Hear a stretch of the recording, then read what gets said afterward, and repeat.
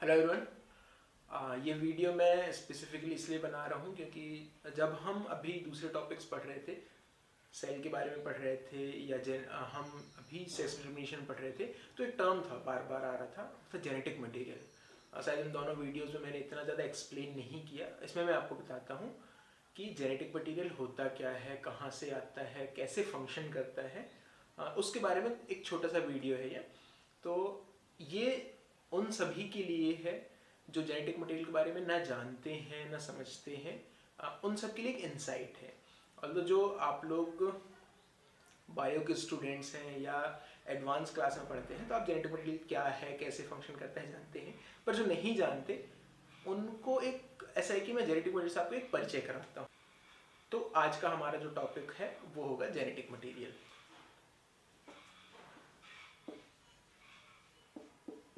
अब बहुत सारे लोग जेनेटिक मटेरियल सुनते ही समझ जाएंगे कि जेनेटिक मटेरियल डीएनए की बात होगी, ये सब होगा, पर मैं ये कोशिश करना चाहता हूँ कि बाकी लोग भी समझें कि जेनेटिक मटेरियल क्या है, कैसे काम करता है। इसको समझाने के लिए मैं आप लोगों को एक स्टोरी सुनाता हूँ। बोर तो नहीं होगे ना? ठीक है, वैसे स्टोरी सुन के कौन ही बोर होता है। ठीक है, ऐसे देख लो कि एक फैमिली होती है, 4 लोगों की फैमिली है। मम्मी पापा हैं और 2 बच्चे हैं। 2 बच्चे, एक लड़का है एक लड़की है। हर घर में जनरली ये होता है कि जो मम्मियाँ होती हैं उनके चहेते होते हैं बेटे और पापा की परी। खैर, आप अंडरस्टैंड। पर इस घर में थोड़ा सा उल्टा है। हम लड़के का नाम रख लेते हैं, चलो ठीक है, लड़के को कह देते हैं नंदू। काम वाले का नाम लग रहा है क्या? ठीक है, अब स्टोरी में ठीक है, अब अपने अंडरस्टैंडिंग के लिए रख लेते हैं।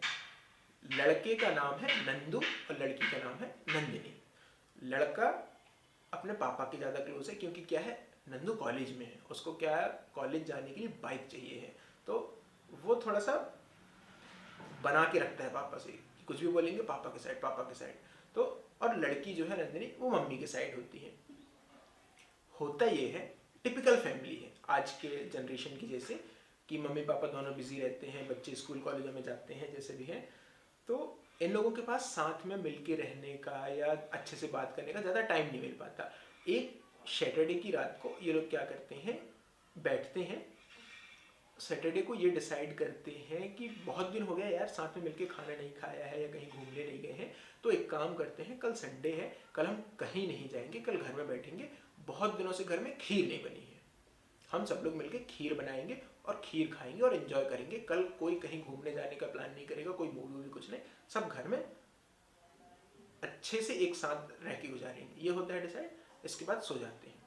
अब दूसरे दिन क्या होता है, जैसे ही सुबह हुई माहौल ही चेंज हो गया घर का। मम्मी पापा की किसी बात पे ठन गई, थोड़ी छोटी मोटी बात होगी मम्मी पापा, अब हर घर की है वो। थोड़ी सी बात थोड़ी बड़ी हो गई, उसके बाद मम्मी पापा एक दूसरे को ताने मार रहे हैं, कोस रहे हैं कि आप ऐसा करते हो वैसा करते हो। पापा भी कह रहे हैं कि तुम ऐसा वैसा, मतलब बहुत सारे सिकवे गिले होने लगे।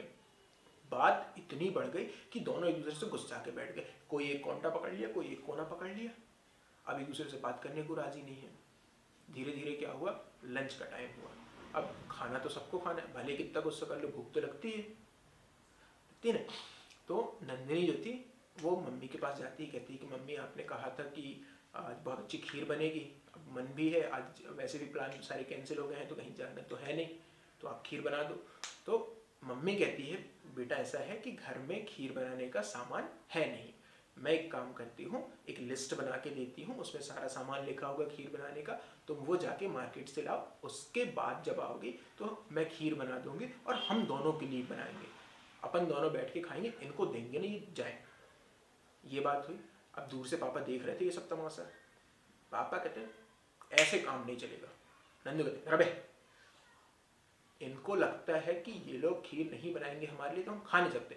मेरे को बहुत अच्छी खीर बनानी आती है, मैं भी तेरे को लिस्ट देता हूँ, तू सामान लेके आ मार्केट से, मैं खीर बनाऊंगा, अपन दोनों खाएंगे, इनको भी नहीं देंगे। ये बात तय हुई। मम्मी ने लिस्ट किसको दी, नंदिनी को दी। पापा ने लिस्ट किसको दी, नंदू को दी। ये दोनों मार्केट निकल गए। अब ये मार्केट जाते जाते इनके दिमाग में पता है क्या चल रहा था कि यार घर को तो हम लोग ऐसा छोड़ के आए हैं, कहीं ये लोग तबाह ना कर डालें। ऐसे मतलब बिल्कुल ऐसा लग रहा था कि घर एनिमल का सेट बना हुआ है। ये लोग मार्केट गए, सामान खरीद रहे हैं, उनका पूरा ध्यान कहाँ है? घर पे है कि भाई घर में कोहराम न मचाओ। अब ये लोग गए, जल्दी जल्दी में सारा सामान खरीदा, उसके बाद लौट के आए। लौटते हैं तो देखा कि भैया घर को एनिमल का सेट छोड़ के गए थे, ये तो मतलब रोमांटिक सीन बना हुआ है यहाँ पे। पीछे गाने बज रहे हैं, मम्मी पापा दोनों आपस में बैठ के बात कर रहे हैं, मम्मी ने चाय बनाई है मस्त और बैठ के पी रहे हैं। उन्होंने कहा यार क्या मतलब, क्या सोच रहा था, क्या से क्या हो गए, वही हो गया ना, क्या से क्या हो गए देखते देखते। तो उन्होंने कहा कि ठीक है, अब झगड़ा सुलझ गया है, जो भी है, लड़ना वैसा भी नहीं चाहिए। अब क्या हुआ, इनके झगड़े के चक्कर में नंदू भी सामान ले आया और नंदिनी भी सामान ले आई, और ये लोग इनको बताना भूल गए कि बेटा मत लाना एक सेट। क्या हुआ, खीर बनाने का पूरा जो सामान था वो 2 सेट में आ गया। नंदिनी ने भी लाया और नंदू भी लाया। पर क्या हुआ, जल्दी जल्दी के चक्कर में लोग ढंग से देख नहीं पाए कि किसने सामान अच्छा लाया, कौन सा सामान अच्छा है। अब मम्मी पापा और चारों बैठ के उसमें देख रहे हैं कि काजू कौन सा है, किशमिश कौन सा है, कौन कौन से कैसा लाए हैं। हुआ ये कि नंदिनी कुछ सामान लाई है, उसमें से कुछ सामान थोड़ा सा खराब निकल गया, और वो दूसरा सामान किसके पास अच्छा है, जो नंदू लाया है। तो ऐसे 2 सेट बने हुए हैं। पूरी जो लिस्ट दोनों ने दी थी, लिस्ट सेम है क्योंकि एक ही घर में रहते हैं, रेसिपी भी दोनों को सेम ही पता है, लिस्ट सेम है। दोनों लिस्ट के 2-2 सामान आ चुके हैं, उसमें से कुछ अच्छा है, कुछ थोड़ा कम अच्छा है। तो उन्होंने क्या किया, जो अच्छा अच्छा था, उन्होंने कहा कि झगड़े के बाद की बात है, खीर अच्छी बननी चाहिए। तो अच्छा अच्छा जो सामान था, अच्छा वाला चावल, अच्छे वाले काजू, अच्छे वाले किशमिश, कुछ नंदू से लिए, कुछ यहाँ से लिए, जिसके पास जो अच्छा था उसको लिया और खीर बना के खा लिया। ठीक, ये हो गई हमारी कहानी खत्म। अब इस कहानी को हम कोरिलेट करते हैं किससे, बात हम किससे करनी है, जेनेटिक मटेरियल की। अब एक बात मैंने कही थी, पापा है, पापा हमारे एज यूजुअल ले लेते हैं मेल, मम्मी एज यूजुअल फीमेल। इन्होंने कुछ काम असाइन किया था किसको, नंदू और नंदिनी को। जेनेटिक मटेरियल जनरली क्या होता है, वो ये डिसाइड करता है कि सेल कैसे बनेगा। सेल कैसे बनता है उसका बेसिक एग्जांपल है बच्चे कैसे पैदा होते हैं। बच्चे पैदा होते हैं स्पर्म और ओवम के मिलने से। स्पर्म क्या है, एक सेल है जिसके अंदर एक इंफॉर्मेशन होती है, और ओवम क्या है, वो भी एक सेल है, उसके अंदर इंफॉर्मेशन होती है। ये दोनों सेल कहां से आते हैं, स्पर्म कहां से आता है, स्पर्म आता है फादर के पास से, और जो ओवा है वो आता है मम्मी के पास से। ठीक,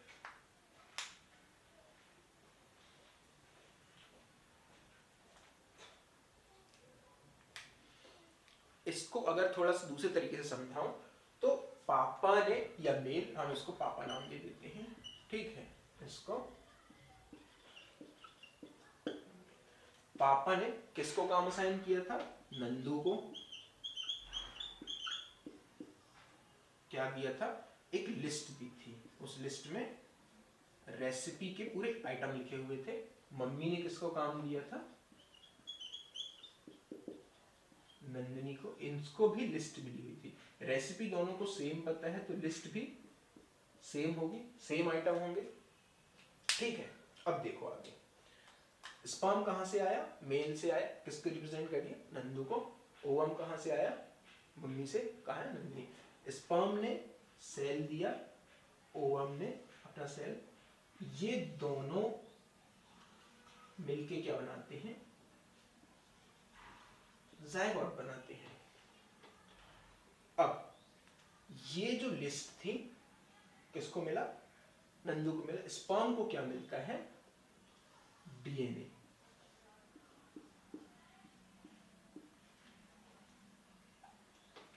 इसको दूसरे कलर से हम बना लेते हैं। ठीक, पिछले वीडियो में मैंने बताया था जो डीएनए होता है वो लंबे धागे के जैसा होता है। उस धागे को जब हम कंडेंस करते हैं तो एक स्ट्रक्चर बनता है, उसको बोला जाता है क्रोमोसोम।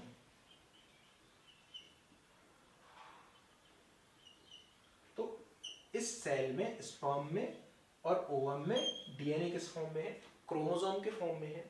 पर एक इंटरेस्टिंग बात यह है, जब मम्मी और पापा के पास ये जो क्रोमोसोम है, ये कितने थे, 46, पिछली वीडियो में आपने सुना होगा 46, और इन्होंने जब यहाँ पे आता है तो ये कितना हो जाता है 23, यहाँ कितना होगा 23। ये 23 क्यों हुआ इसको मैं थोड़ा एलेबोरेट करके बाद में पढ़ा दूंगा जब सेल के और डिफरेंशिएशन में हम जाएंगे। अभी सिर्फ इतना समझ लो, इन्होंने क्या स्पर्म और ओवम ने डीएनए को कैरी किया जो क्रोमोसोम के फॉर्म में था। ये क्रोमोसोम यहाँ से भी आया, यहाँ से भी आया, यहाँ पे क्या हो गए, ये 2 हो गए।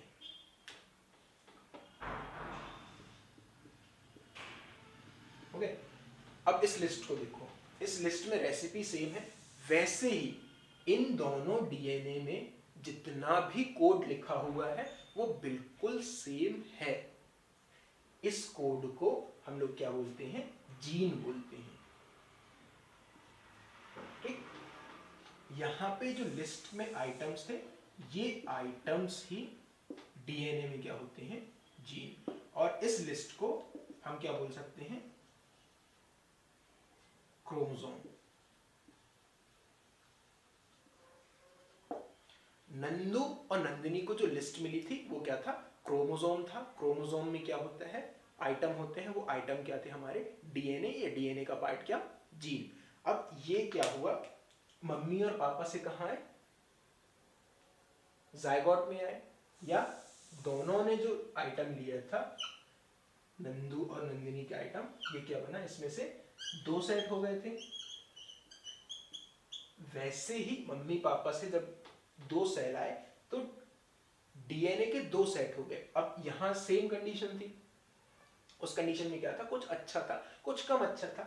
सेम यहां पे है, इन दोनों डीएनए में से कुछ जीन ज्यादा अच्छे हैं, कुछ जीन कम अच्छे हैं। ऐसा होता है ना कि अगर एक अफ्रीका का आदमी अमेरिका की लड़की के साथ शादी करे, या कोई अमेरिका का आदमी अफ्रीका की लड़की के साथ शादी करे, तो उनका बच्चा एक कलर के बेसिस पे, मैं सिर्फ समझा रहा हूँ, रेसिस्ट मत समझना, कलर के बेसिस पे कि एक काले आदमी ने एक गोरी औरत से शादी की तो दोनों के जीन कलर के जो है वो अलग अलग हैं। अब उसमें से कोई एक जीन जो जायगोट डिसाइड करेगा वो किसमें जो आने वाला बच्चा है उसमें एक्सप्रेस होगा या तो मिक्स होगा। वैसे ही इसमें हुआ कि इस दोनों में से जो अच्छा था इसको उठा लिया और इसको हमने यूज कर लिया हमारी K1 में। फिर यही सेल जो यहाँ आधा आधा आया था, अब यहाँ पे कितना हो गया, 46 हो गया। अब ये 46 डिफ्रेंशिएट होके ब्लास्टुला, ग्रेस्टुला ये सब बना के कंप्लीट एक ह्यूमन को फॉर्म करेंगे। इस ह्यूमन के अंदर में डीएनए यहाँ से आधा है, यहाँ से आया, कितना हो गया, कंप्लीट डीएनए हो गया। कितने क्रोमोसोम, 46 क्रोमोसोम ये होगा। ये 46 क्रोमोसोम थ्रू आउट लाइफ, जब तक ये इंसान, या तो लड़का हो सकता है, लड़की हो सकती है, या कोई और जेंडर भी हो सकता है, जब तक वो मर नहीं जाते उनके अंदर नॉर्मल कंडीशन में अगर सिर्फ लड़का लड़की है तो 46 क्रोमोसोम होते हैं।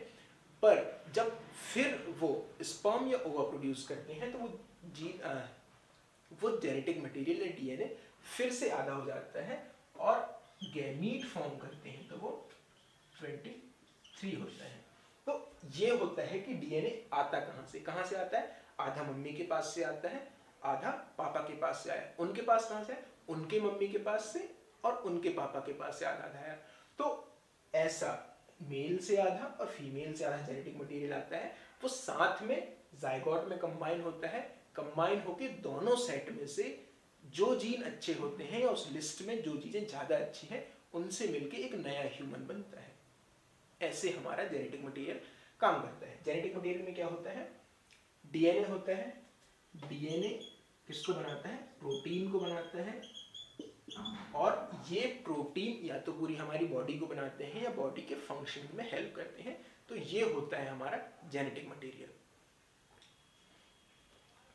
आई होप कि आपको जेनेटिक मटेरियल का ये कॉन्सेप्ट समझ में आ गया होगा। इसी तरह के और भी इनसाइट्स मैं इस चैनल में देता रहूँगा। जब भी मैं कोई टॉपिक पढ़ाऊँगा उसके बीच में अगर मुझे लगता है कि कोई स्पेसिफिक टॉपिक, सब टॉपिक समझाने की ज़रूरत है तो इसी तरह के इनसाइट इंटरेस्टिंग तरीके से मैं आपको समझाता रहूँगा। और ऐसे ही और मोर इन्फॉर्मेटिव कंटेंट देखने के लिए प्लीज़ चैनल को सब्सक्राइब करिए। वीडियो में अगर कुछ भी अच्छा लगा हो तो आप लाइक कर सकते हैं, और अगर आप अपने कुछ इनसाइट्स देना चाहते हैं या अपने कोई सजेशन देना चाहते हैं तो प्लीज़ कमेंट करके बताएं।